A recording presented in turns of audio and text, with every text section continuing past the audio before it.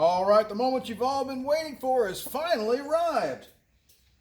We've got new clips for our door cladding all the way from Germany. And let's see what we have.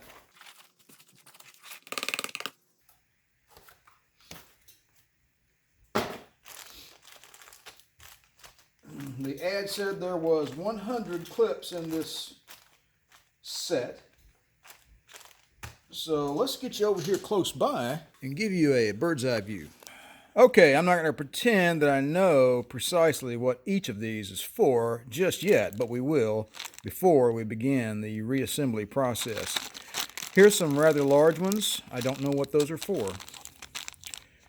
Something similar. I don't know what those are for either. I got 3, 4, 5, 6, 7, 8, 9, 10 of those. Okay, I know what these are for. These little guys here rest inside the back of this trim piece. Okay, and they poke through the cladding and they hold that on the car. These guys right here, these go in a channel on the bottom of the cladding and they poke through holes in the door as well. Okay, the red ones, because I pulled some red ones out of the top here. I believe these red ones go here. And let's see, these little white ones are too small for that. Okay, so clearly those don't go there. It must be those other white ones. Let's see. Yeah, that's a perfect fit. So these little white ones, a little bit of a mystery there. We'll figure it out though. All right, let's move on to, let's eliminate stuff we don't know what it is. I think I recall seeing some of those. We're going to leave that in the maybe pile. These white ones, maybe pile.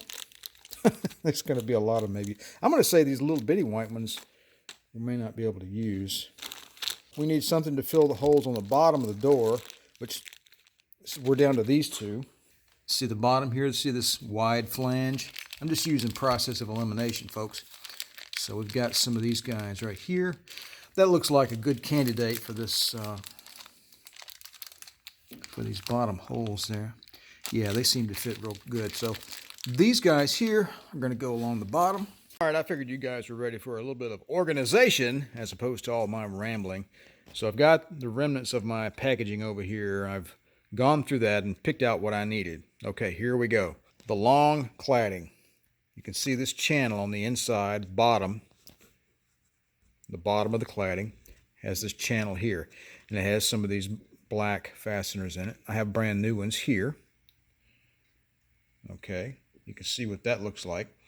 It slips into this channel. You put it in from the end down there and slide it down like that. And you have this little guy. And that will slip up inside the bottom of the door. There's holes on the door in there like that. And so each one of these fits into there. We have 6 of those across. I have these original ones. I'm going to go ahead and keep them. I'll pull them out and keep them, but I'll just put all new stuff in there. These slip into the end of the trim and slide down inside the channel that way. And the trim clearly sits inside this channel, and these guys here will slip through the hole there, and when they poke out they will insert into one of these in the door. These red ones fit into those top holes there. So there are 5 of these, 6 of these. There is a clip here that goes on the bottom left-hand side, rearward end of the cladding. There's a clip just like it on this side, which is towards the front, and it will slip through there. And we talked about how to remove the cladding during the previous video. Lastly, we have this fastener, which I manufactured because I lost the other one, and it's all done now. Pretty ugly, isn't it? But by golly, it works. So it will slip up inside the trim in that fashion, and it will slip through it will slip through this hole and the hole in the door, and on the inside of the door we'll have a washer and a nut holding that securely to the exterior of the door. That is it for the bottom cladding. The top cladding is a little simpler, a little more simple rather. Okay, you have three of these little metal clips. They slip up into the end of the trim like this. There we go. When you put the trim onto the fender cladding like this, these little hooks poke upward. They come out of these holes here and poke upward, and they will poke into the interior of the fender. So you will take this cladding and you put it on the car, and those clips will poke upward into those holes in the side of the car. You put it against the car and slide it upward like that. And you have another channel like the one on the door cladding with some more of these black clips in it. We've got 3 of those. And we have 3 new, I don't know, I guess you call them receptacles. I really don't know what you call these things. So once you slide this cladding against the fender, upward, and then you take the bottom and then pop it into place. It's pretty simple, really. What I'm going to do is go ahead and clean up the cladding a little bit before we start to reassemble everything. I'm not going to do any painting. I thought maybe I would try to paint this, but I'm going to draw the line right there because I'm not painting the car yet. When I decide to paint the car, I'll paint the cladding. So, all right, so I'm going to clean this up with a little bit of soap and water and get our new clips installed, and then we'll get everything back on the car. I've been doing some reading, and apparently some people have had a problem in the past with inserting these into the body of the car without them breaking, or they seem fairly pliable. I don't know, if I'm going to have a problem or not, but I'm going to give one of them a shot without heating it up. And then if it gives me any kind of a problem, what I can do is just simply, place this on a little piece of wood or something and just really lightly hit it with my heat gun and, elevate the temperature, 20 degrees or whatever, and then slip it up into the car. We may play it like that. All right, so give me a few minutes to get everything cleaned up, and then we're going to start putting this stuff back on the car. All right, I've already inserted one of them, and you definitely need to heat these up before you insert them. Here's my process. I have a little pick tool. I'll set the fastener on the pick tool, put the heat gun on low, twirl it around a little bit. You don't want to get it too hot.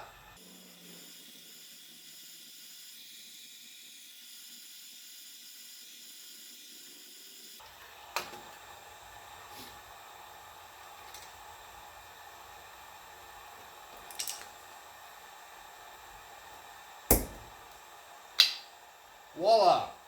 Easy peasy. I'm going to get these other 3 in here, and then I'm going to put these bottom fasteners on. All right, so I've already done all of the bottom ones except for the last one, so I'll just show you how I'm doing that one as well. Basically, it's the same process as the red ones. I'm looking for the plastic to start curling a little bit. All right.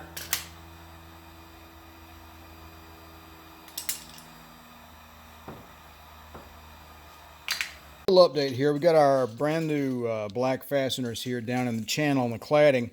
We want to get these things situated because they move back and forth, right? So where do you put them? Because the bottom holes don't line up with the top holes, and the difference between them changes as you go along the cladding. So I got a tape measure, and I got a square, and I got on the top holes over there on the door, and I used my square and I put them against the holes like this and got it nice and level. And then I moved the bottom of the square down near the bottom hole, and then I put my tape measure against the square and measured the distance to the bottom hole, so on and so forth. Anyway, so I came up with 3/8, 7/8, 3/4, 5/8, 1/2 inch, and 7/16. So if you measure from the end of this slot down this way, 3/8, and the tip of this connector should be there, okay? If you measure from this hole down this way a little bit, and that would be, actually, see, that one is supposed to be 7/8 based on the measurements on the car.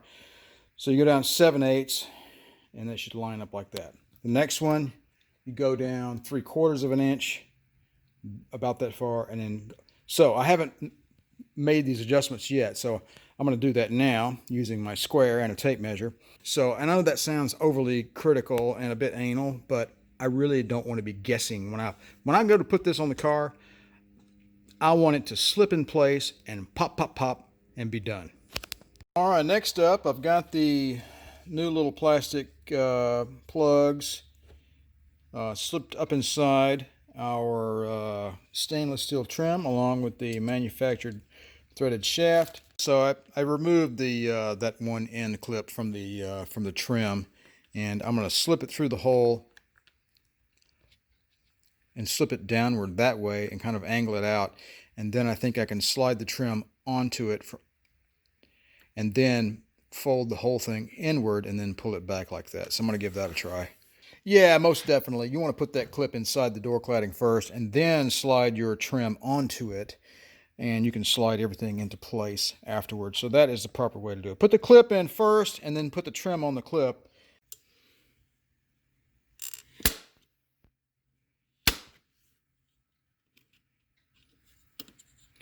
Oh, no, you don't. That was a little bit of a challenge, but it looks good, doesn't it? Just need to polish it a little bit, get my fingerprints off of it, and I think we're almost ready to get this on the car. All right, we're getting ready to put this cladding back on the door here. So on the metal clip on the bottom of the cladding has a little 90-degree bend right there to keep this from sliding into the channel that way, so that this one stays in one spot. Just something to keep in mind when you're doing this.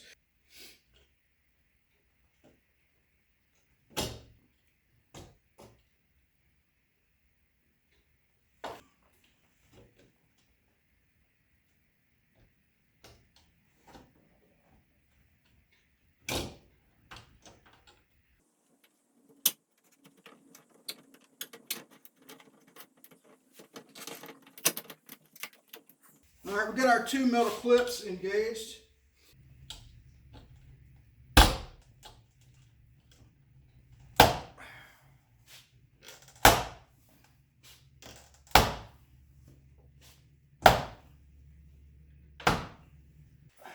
All right, so this is the challenging part.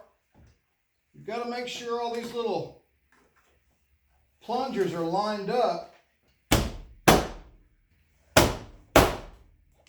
All right, so these little plastic shafts that stick out from the cladding that go into the door, they have a little bit of play in them, so they're gonna droop down like that. So you're gonna take a screwdriver, push them back up, so they'll line up with the hole.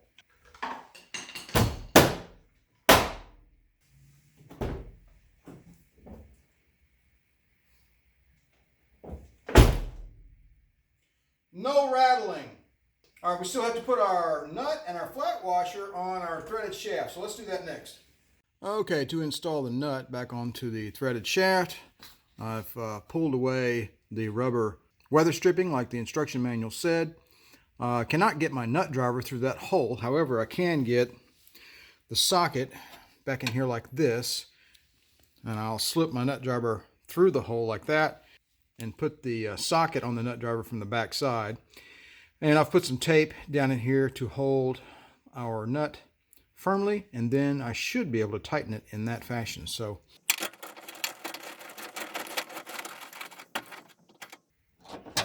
just snug, and we drop our socket. All right, I just got through polishing this short piece of trim again, and I have the 3 metal sliding fasteners installed, and they slip through these holes in the fender trim like this. If I can get that one in place, do all that with one hand. Well, anyway, you get the idea. All right, I'm gonna get this trim installed on this piece of cladding. I've already got the new fasteners installed. I've already got the new receptacles installed in the fender. Let's get this guy on the car. These metal clips poke upward. They're going to slip into the holes When you take the trim, you slip it into the holes, slip it upward, and then insert these into the receptacles.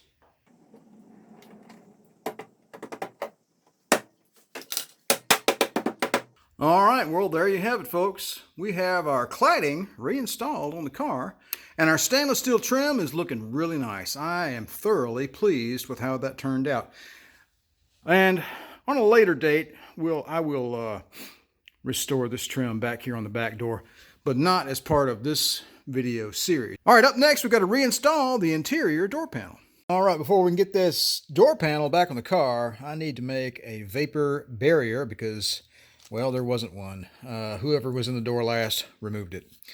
I had some leftover 3M strip caulk, and that's what that looks like. It's just it comes in these black strips.